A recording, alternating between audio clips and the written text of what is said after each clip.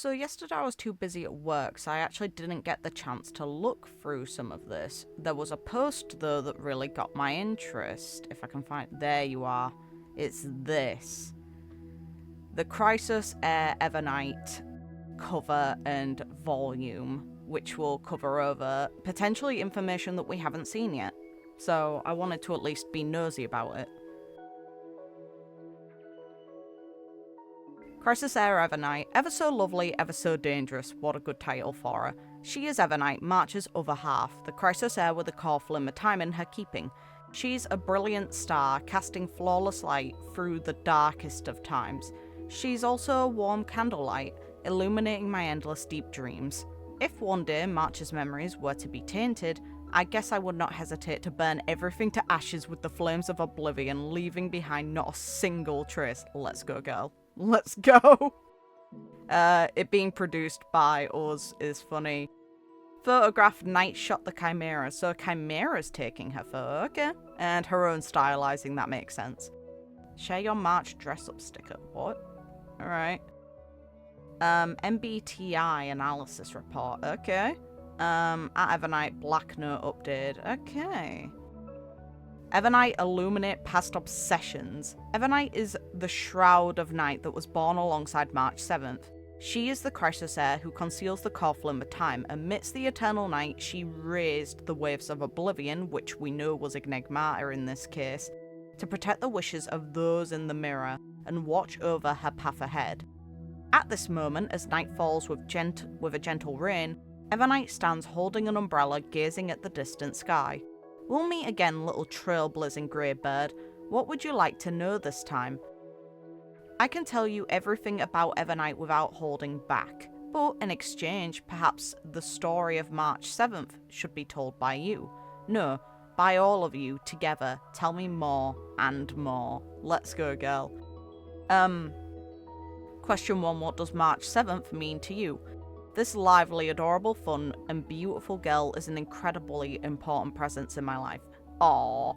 She's a brilliant star, casting flawless light through the darkest of times. She's also a warm candlelight, illuminating my endless deep dreams.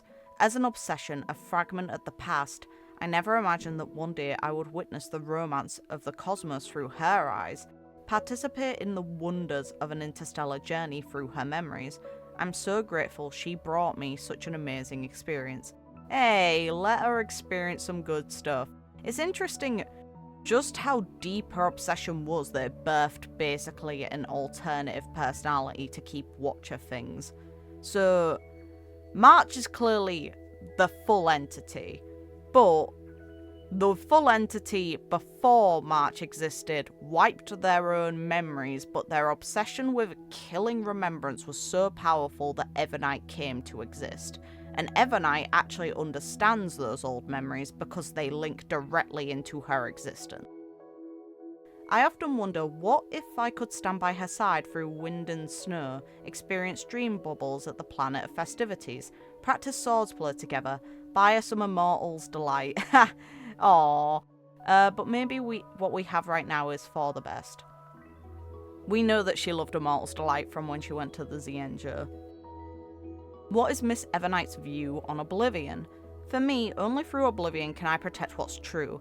Due to the Garden of Recollection's greed, I have to fight and flee through the night. That's why I chose to slumber, and consequently, March 7th forgot many things. Only by forgetting those painful memories could she truly embark on her own new journey, heading towards an unblemished future. The Trailblaze is the best proof of that, isn't it? Sadly, there are many who covet the remembrance. If one day March's memories were to be tainted, I guess I would not hesitate to burn everything to ashes with the flames of oblivion, leaving behind not a single trace. Which is, this little bit here is what she said earlier at the beginning of this. Could you tell us what March experienced during her 97 days in Amphorius? There are too many stories and too little time to tell them at once, but if you want to hear about the most memorable ones, on day 23 she attempted to harness her power, creating gentle snowflakes for a child who wished for first snow. Though this tiny miracle belonged to the child alone. Aw, what a sweetheart.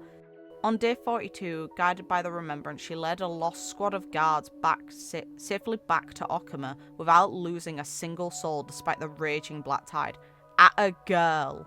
Looking back, every moment seems worth remembering. Maybe turning this into a journal would be nice. Please do, that'd be sweet.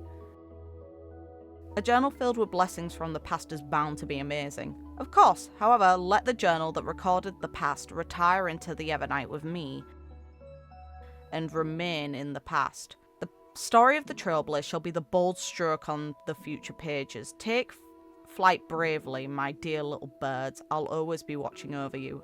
Also, the art from the bonus tickets that we get. Let's go. Evernight's Chrysos MBTI analysis report. I hope my personal opinions will be of help to March. As for how to deal with them, well, March is smart enough to figure that out in her own way.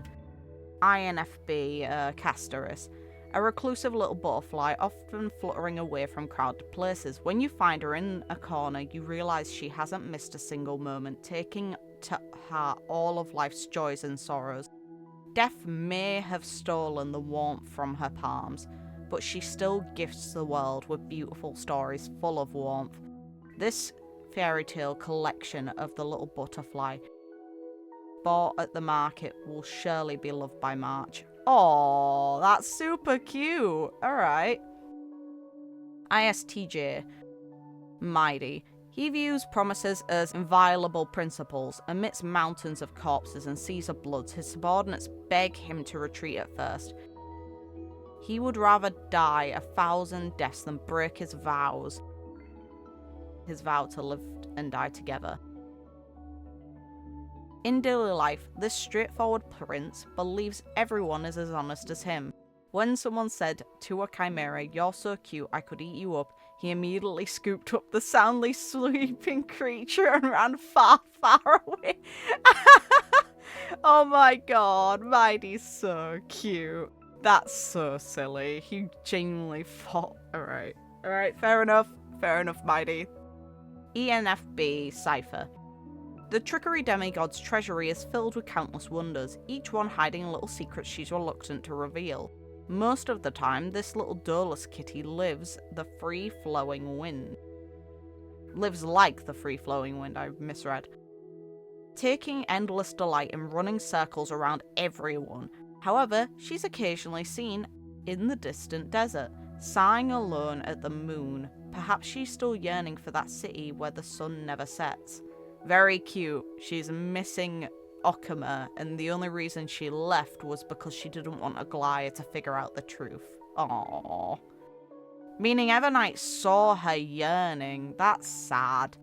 ESFJ Hyacinth. Warm and healing, like a little pink cupcake. I bet March would love her courtyard. True. Very true. Everything's so neat and cozy, and you can't help but want to drift off into sweet dreams on the lounger. When I'm away, if March feels troubled, why not have afternoon tea with her? After all, even the gloomiest person can't help but smile when they see little Ika. Even Evernight's like, this small thing needs protection. It's good. Even she's all in. Ooh, the E6 image. Let's go. ENFJ Fanon. What started as a small gathering turned into a packed house with no seats left. On his way there, he'd bump into the little antique shop owner, a creme-nosed soldier, and even a bath attendant. He'd warmly ask each about their lives and extend the same invitation, wanna grab a drink? Strangely enough, the gathering was filled with joy and laughter. Only the greengrocer expressed concern, questioning his obsession with flame chasing. Given the uncertain future and the slim chances of survival, he smiled and said, even if there are countless possibilities of futility ahead, as long as that single hope exists, it's worth giving my all. Ah boy. INFJ Aglaya. The long pursuit of flame chasing has hardened her heart, like that of the Imperator back 1,000 years ago. Now she caresses the old blueprints as if touching a stranger's relic. Yet in many past mornings she had run barefoot through corridors rejoicing in the elegant garments she'd crafted through sleepless nights. Aww, her joy is kind of seemingly gone.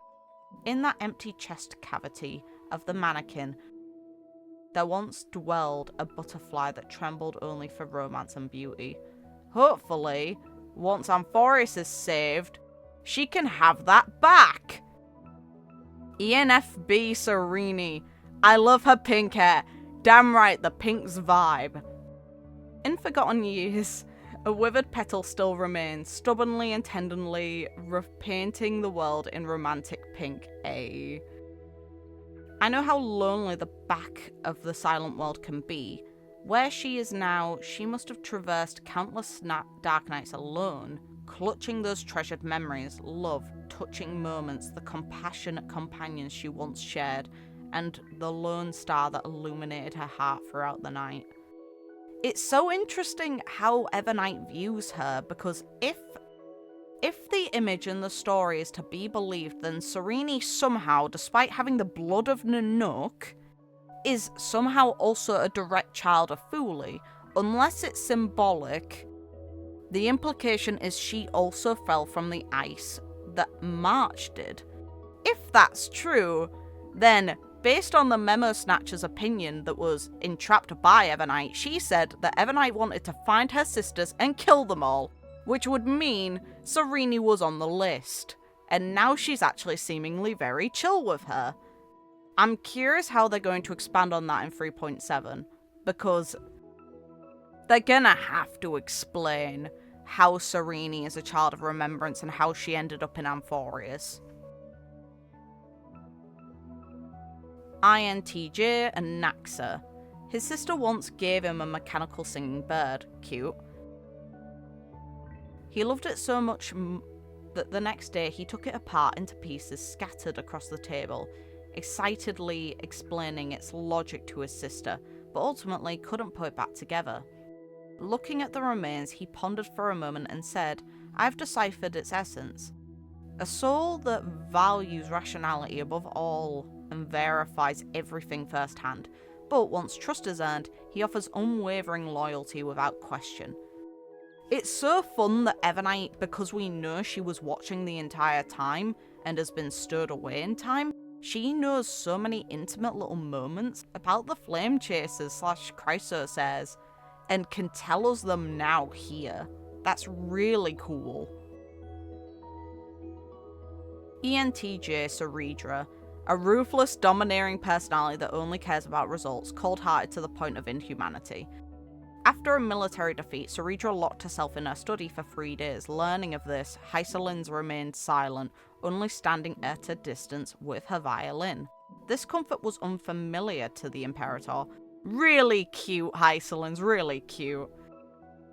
It could neither intervene in the war nor illuminate reality, yet it was this gentle, wave-like care that dissolved the Imperator's unease in her gaze.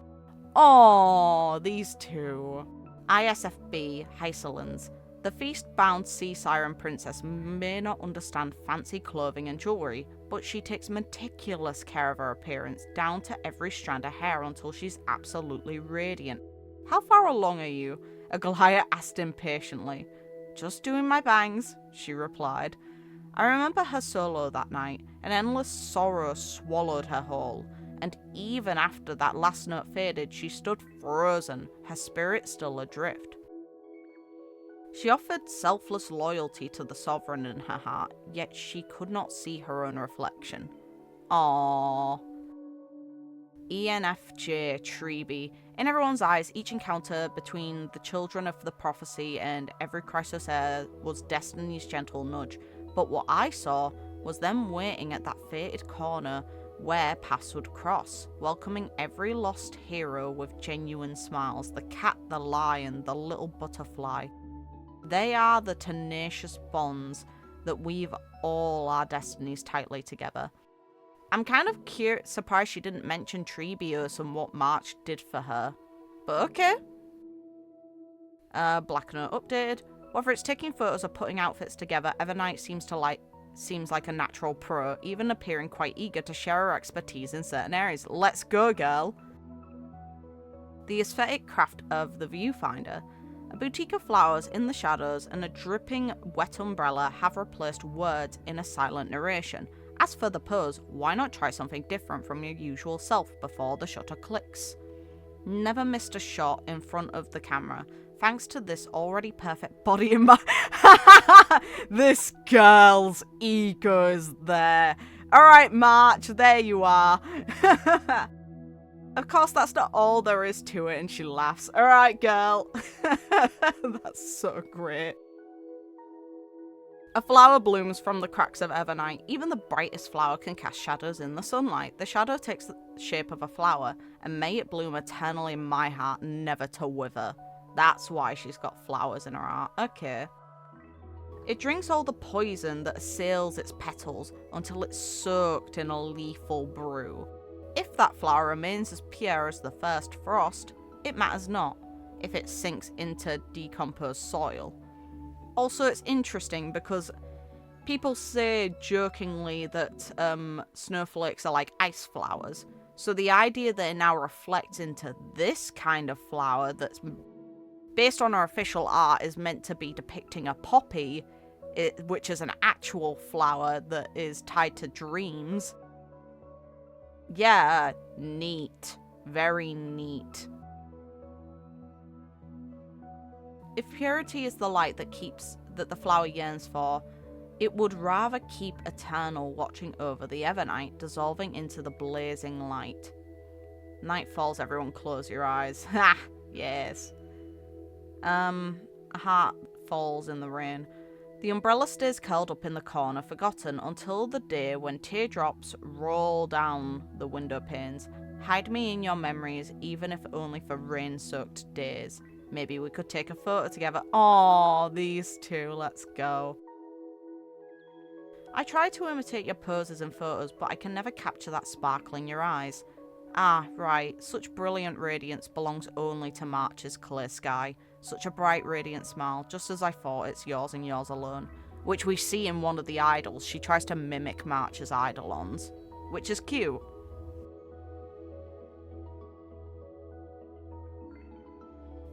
Using secrets as bait to lure prying eyes into the abyss. There is another way to erase all traces. Is the reflection in the mirror real or just a phantom of memory? One of my many prized possessions. Be careful not to damage it. There's a bun of March, alright. Elegant, adorable, wonderful. I love it. Cute. They're showing off a bunch of merch here. The weightless memory descends into the dwelling where ink constructs labyrinths of forgetting. Where March's moonlight carries weight. Memory of you. Oh, is this the little stick over thing they mentioned? Yeah, it is. Okay.